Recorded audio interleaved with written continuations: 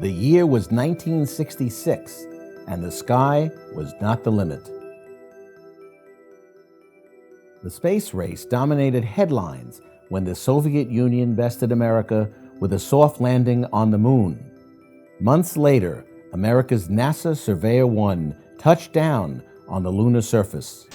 Tonight, Surveyor 1, designed to soft land on the moon, is making its final approach. But on the city and town streets of our nation, faraway moonshots were not at the forefront of the minds of those fighting for social, educational, and economic justice. The civil rights movement was growing louder and more determined and even dangerous. In Mississippi, the March Against Fear saw James Meredith get shot and then survive. The march continued and inspired thousands to register to vote. So much happened in 1966. Stokely Carmichael takes over as chairman of the Student Nonviolent Coordinating Committee, deposing John Lewis, and takes it in this much more militant direction. In the middle of the Meredith March, he unleashes the chant of Black Power. We want Black Power! The Black Panther Party is formed in Oakland, California. And in Chicago, the Reverend Dr. Martin Luther King Jr. moved into a tenement in a poor neighborhood. He sought to dramatize the need for affordable housing and to counter segregation in neighborhoods and schools.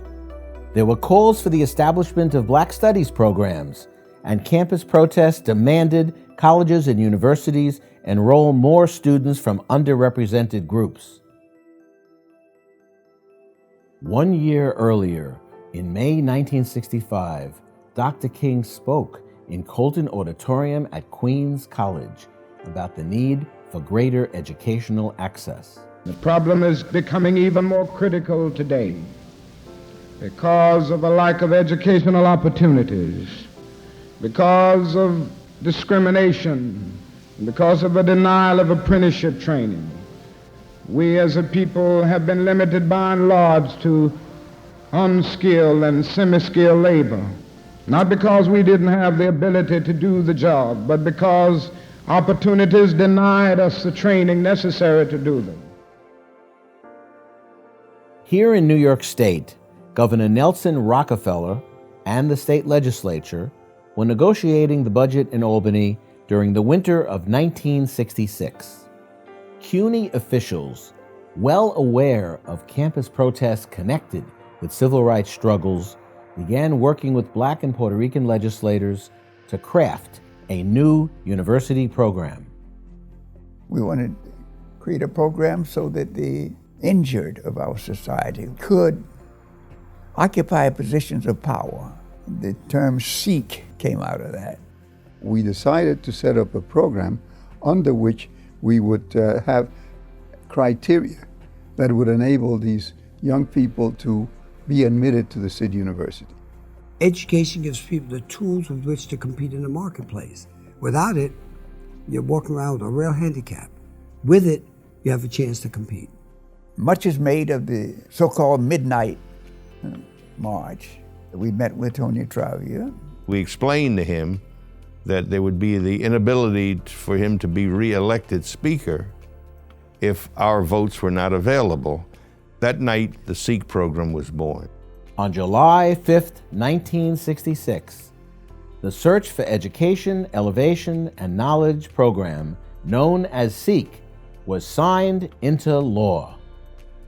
It provided academic, financial, and counseling support to qualified City University of New York students who were economically and educationally disadvantaged. SEEK became the model for numerous special programs, including at SUNY, private colleges, and throughout the nation. I give God and Percy Sutton credit for starting SEEK, EOP, HEOP, because if that was not in the budget, I don't think I was smart enough to have developed and do all the research and come up with the finding. Since then, SEEK has served as an invaluable ladder for upward social mobility, helping hundreds of thousands earn an education and become contributing members and leaders of the community. In 2010, the New York State Legislature named the Sikh program in honor of Percy Ellis Sutton, the former state legislator and Manhattan Borough president.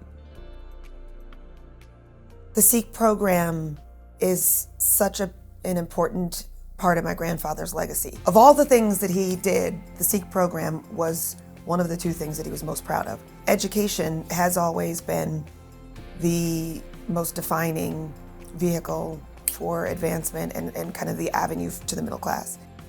A Sikh or CD student knows the value of an education because somebody is showing them the value and showing them how to get the most out of the experience while they're here so they could be leaders of tomorrow. When you meet an alum of a CD or a Sikh program, they're almost always in a field that's helping other people. At Queens College, the Sikh program has had many success stories. When a Sikh student first comes, they must fulfill a summer program. We give them a workout with reading and writing and math. So it's kind of like they sit in their fall classes ahead of the game. People I know on whom the program was so impactful that they then returned and became Sikh directors. You have legislators in Albany. You have business people all over New York City. Alumnus Adriano Espaillat, Congress member in New York's 13th Congressional District, is a 1978 Sikh graduate. The Sikh program gave me great opportunities. Little did I know, as a young man, that as a Sikh student, that I would then become an assembly member myself and fight for this program. Khalil Anderson, class of 2019, became the youngest ever black male assembly member after his election in 2020. To take what I learned at the program, the advocacy that I learned, the organizing that I learned and sharpened, the ability to make relationships that I learned and sharpened. Because of the Sikh program, I'm a product of the hard work that Professor Blackman Richards and the various directors, leaders, counselors, academic advisors that held me up. Family and camaraderie was what allowed me to be successful in the Sikh program and paved the way to run for public office, to represent their wants, their needs, their demands, because they were my wants, my needs, and demands as a student and as an organizer on campus. Alumna Carmine Kulut, class of 2019, former Student Association president, is now pursuing her PhD at Cornell University. Every semester that I teach at Queens College, I make sure to highlight the Sikh program and its achievements. I wouldn't be here if it wasn't for the Sikh program. A lot of my academic success has been because of the support of the Sikh student as an undergraduate student. I have a sense of achievement, and I know that this is a school that produces leaders, and this is a school that will produce the next civil rights leaders that are engaged, that are informed, and that have a passion for the people. They have to commit themselves to the personal pursuit of excellence. They need to be the very best that they can be. The excellence. That's what I see in these Sikh graduates. 20, 30, 40, 50% of the Sikh graduates are graduating at the very highest level of their classes. That speaks to the excellence that is poured into Sikh students and lifted out of Sikh students by their directors and their staffs. For 60 years, Sikh has opened the doors to education, to leadership, and to change, allowing students to pursue their dreams, thanks to the great civil rights leaders like Dr. King and visionary educators. Programs like Sikh are here to stay.